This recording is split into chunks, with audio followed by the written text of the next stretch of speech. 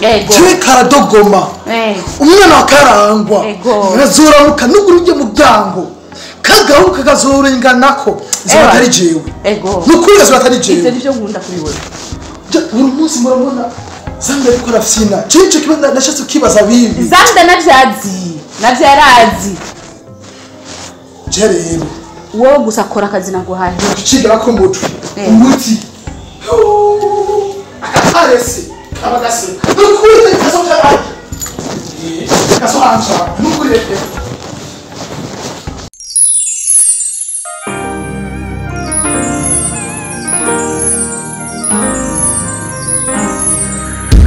Because of love.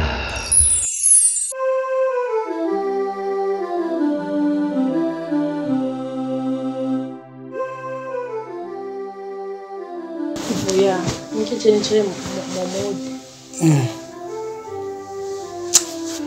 Ni gutega mauti. Shachi kuva cyamwanya. Nako byanse ko mbana. Umaniyumvira. Bajya bashitse. Impamvu basubiye inyuma nayibutse. Umungu wanje zaragaruka. Aho cyo naenda kwa magarezi kindi. Wewe kuva. Bajya sibaje. Wari hajya kubaraba? Yego, niho narindi. Wababonye neza. Twaramukanije. None muri abo bose nta n'umurasa wamenyemo usivye ujya mukobwa ujya mukazana wacu uramunsi. Nta wundi wamenyemo. Yari kumwe na nyina kandi yanjye ndamunsi. Yari kumwe na nyina wenyine ari babiri. Ari babiri. Nyina uramunsi? Yego. Nyina no wahe? Nagira ndakubwirira ikintu bwa. Nasa kivuga kubera umwana yari haje. Bari twari kubuja munsi. Natinye kubikubwira kugira ngo abyumve. Munsi nyina we watenje mu n'umwana yari hajya. Umviriza rero. Urazi neza ko ujya mukobwa ari wa Ingabire. Ingabire wa mugenzi wawe. Sa? Kubizi. Ingabire? Umugore w'umuhisi Bashir. Ukabuzi ko Bashir nawe yishwe na pato wanje n'umugabo wawe. Umbwire ko Zamda ari umwana wa Bashir na Ingabire. None mukagiye wari ufise inda y'uyu muhungu wacu. Nawe yari afise indikuze. Erega uyu muhungu wacu na Zamda marangana. Wabibone neza n'amaso yawe. Kuvuna namwibuka hoho. Kuvuna bivugiye ako sinzi ko muvyumva. Ibyo nigibanga ndakubwiye kandi ubimenye. Faisal arahinyutse. Nukuri biramutekukanye ubuye biraheze sinzi aho bazogera n'umuhungu wiwe. Umuhungu we agomba kwiyahura. Wewe uvyo mbona byovyo. Ari mu kwiyahura. Kuri kuramenyekanye n'inziga dufitiye Ingabire. Nabyo womenye. N'inziga dufitiye kuvijya myaka ugwa mu gwaceru haba. Nane uyumvira hamenye yuko uyu muhungu wiwacu ngahe agiye hariya ntiyamumenye iyo mumenya kiyagihe hari kubingorane mbega niyo mvamvo kugira yuko icaka idahera icaka irakurikirana iyumvira imyaka ihaciye ariko biragiye birazungurutse abana bacu barakundanye. Ahubwo reka nigire ntabaze kuvuga ngo nije nguma mena amabanga ngahaye. Faisal biramuhinyukanye n'ukuri. Ukuri nuko rero. Ukuri nuko. Biramuhinyukanye. Bash. Ntaca cyambariye. Haje ndashike ubu butumwa ugombe kandi rero niru ugara ko kanwa uze kumvuga nanje basha.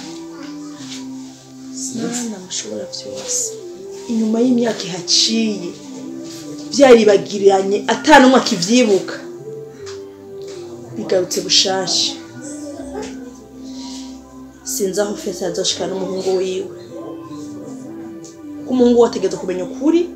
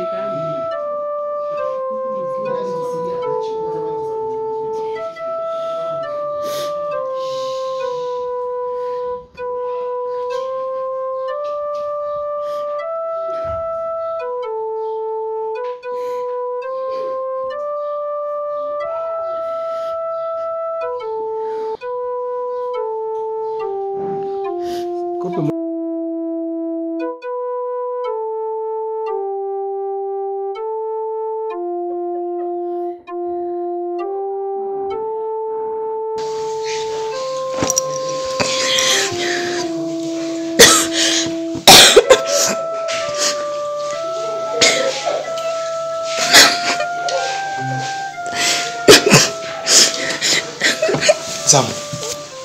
Zamu. Numuke kwanza ariko. Ndakuzanira basingira. Mtu abirudi hapo. Ukulete chakula basi.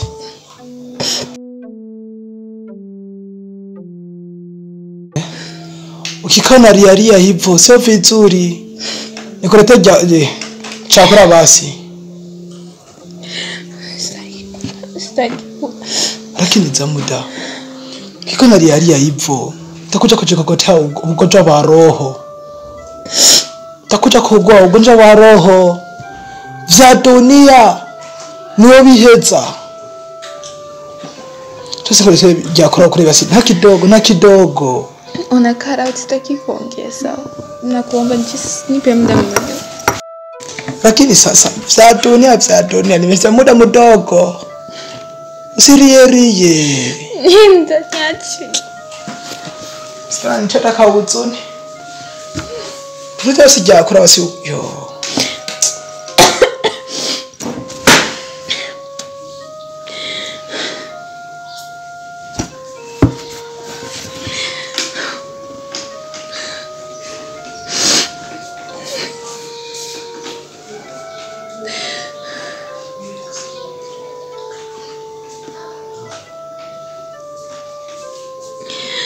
Mama kisha kwa wapi?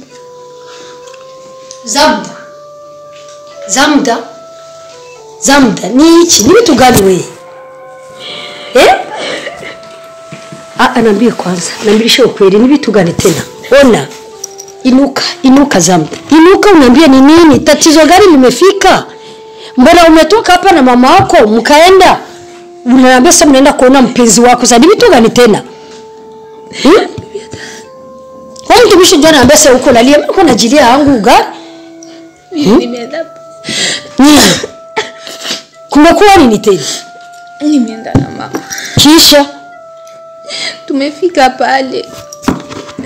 Yaani sijui palitokea nini, aliongea na mlinzi wa geti wa pale. Na kwao na hamu. Pale mama akafika nichukua mkono akaniweka mgani. Akakurudisha. Tukafika tunarudi nyumbani na muuliza njia nzima, nilikuwa namuuliza mama ni nini? Jioni tunarudi tunaisha kumlango mama. Mbona mimi nachokesha roho. Kisha akakwambia kuna nini? Hakutaka kuniambia. Kila siku nikamwambia mama ni nini, tatizo ni nini? Tunafika hapa nyumbani. Akakwambia nyamaza kwanza uniambie nisikie. Akakwambia nini tena? Akaanza kunifokia tio pale tusifikagi tena. Pale ni wadui wakubwa, hii familia ni wadui wakubwa, wadui kama mama sasa.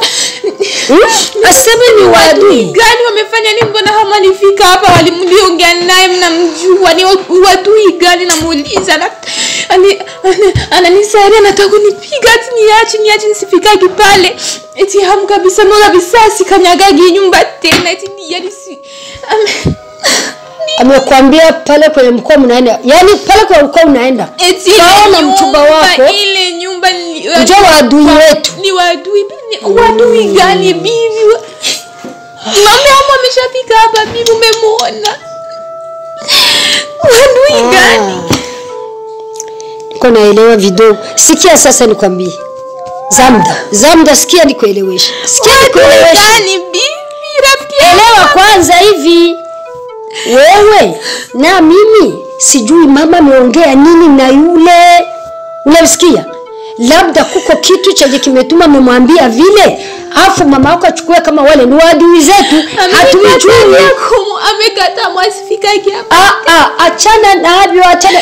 Zamda. Tulia mamangu, tulia. Tulia mjukuu wangu, tulia. Tutajua ukweli nyuma, si vile mamangu. Amekata kinacho mwanzo kina mwisho. Labda mamako anakasirika saizi, lakini kisirani kikisha nikambembeleza mimi mwenyewe ataniambia nini. Si vile? Acha kulia basi. Acha. Hawezi kutoka hapa, anajua chakula kinambeba, afu nasikia ameongea na mtu. Na mtu aliongea naye ni wa kwa ile nyumba. Labda kuna kitu chenye amemwambia chenye sio kizuri. Nani? Hatujafika hata basi. Ndio maana sasa acha utulia. Sio mwisho ya yote. Na sio mwisho wa dunia mjukuu wako. Tulia kwanza. Hapana. Mwisho wa dunia siwezi. Usichukulie mambo yote. mikononi mwako hapo hapo vupu. Punguza jazba. Unasikia? Punguza jazba. Afu sasa nitamuuliza mama pole mimi mwenyewe atanielewesha. Afu mimi nitakuelewesha, atakwambia ni vitu gani. Si vile? Acha kulia mjukuu wangu. Acha mama wangu, acha usilie tena, usiongeze tena kulia. Si hivyo? Eje mwambie mtumisha kuletea tu vyakula tudogo ule. Yeye ndio anataka kuniambia kama uko unalia. Mimi sikuwa najua kama uko unalia hivyo. Na mama yako ameingia chumbani akafunga mlango. Mimi sikujua kinachoendelea. Sasa nyamaza. Muacha naye apumzike, labda huko vitu alimwambia sio vizuri.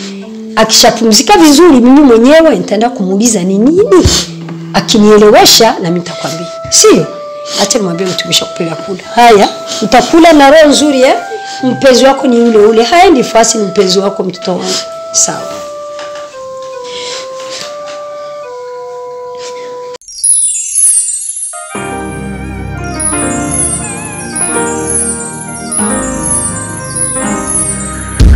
Because of love.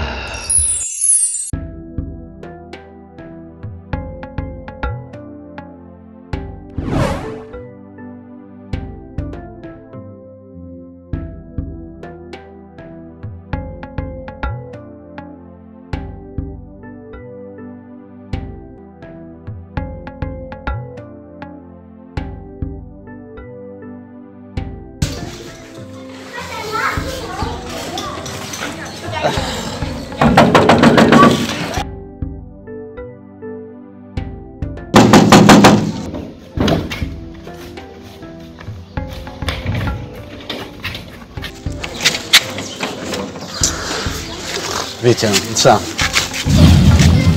Mnakuwa sauti tu ani wawe. Wajufa kwanza. Jempa muhira. Ukaruka mwigishije. Mushika Mungu sababu ndio tumshakwinjira. Okay, basi nimba niko sina mangize pardon ariko jesha kona. Ni pardon siguriki. I'm sorry siguriki. Mori. Isegama. Mori no kusirika bisangiye iki bihuriye. Kwa Mungu ndazi kufisa makomedi menshi sije. Je komedi nazitaye. Nazitaye wapi? Ikibazo waninde? Urinde kwanza. Nazamda ni hadi. Iki. Ikibazo nakwaje wacishu. Waninde? Ushakumira yuko je Hamdani unyibagi. Hamdani mwende nde? Oh my god. Ushaka kumpa kazi, ushaka nje ndakubye. Tukuvuga mbisucha. Uvina kubye. Sinakwirahira. Hotama numutwe. Ekikira tunawujanguriye. Wowe ukigura iki? Ushaka binga hegifye ndabigubonye. Reka. Nawe ushobora. Mbiriza wa. Iki. Ndagusi. Twatwatira ndabiga. Nafina nawe. Nafina nk'umuntu nawe. Kwigisha kubana na zamba. Nibiki? Ugenda kubwire. Muncamake. Maruja avuze ndi. Nashaka kubona ivyo birenge vyiwaye ngaha. Isogoshogosho gizawe. Nasashaka. Ushaka kubwira biteye kujya vuye kuri nyoko buja. Ushaka yora ko ari amategeko. Ushaka ko ari amategeko.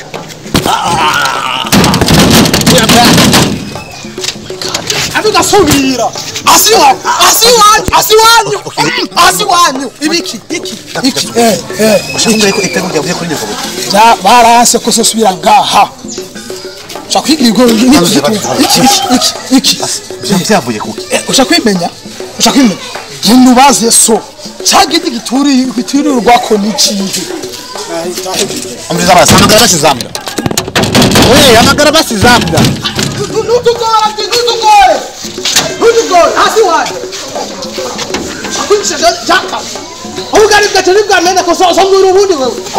Ha! Shanga hasi. No. This is impossible. Nibishoboka. How come?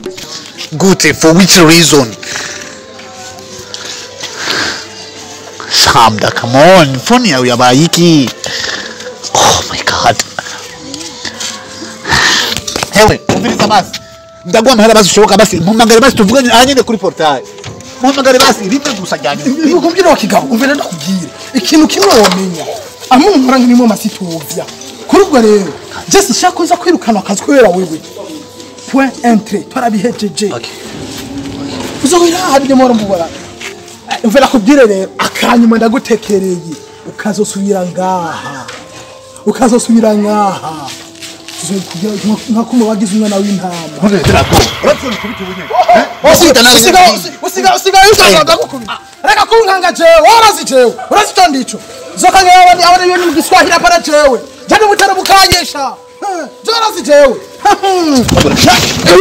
anyway ubera ubira kidawo uza kunkanga jewe ko tanzi neza rero jorazi jewe jorazi jewe ususuka ngabandi mu giswahili apana jewe jorazi navukiye jewe chaparu tambena warazi sandira abangirira ngayo chabigisha ngaho tujamota gusa ngoda ko twinjire ngaho baraguhenzesha bwako bubiri tanami kandi wewe urabona wewe uviza kugira winjire ngaha parce que donc il faut que tandis que attendez-vous hey tadarita twebwe Yego jorana. Eriki ureki ki wewe pourquoi vous avez dit ça que faire avec l'alphabétique pourquoi Eriki warazi baraguhenze hamusubire kandi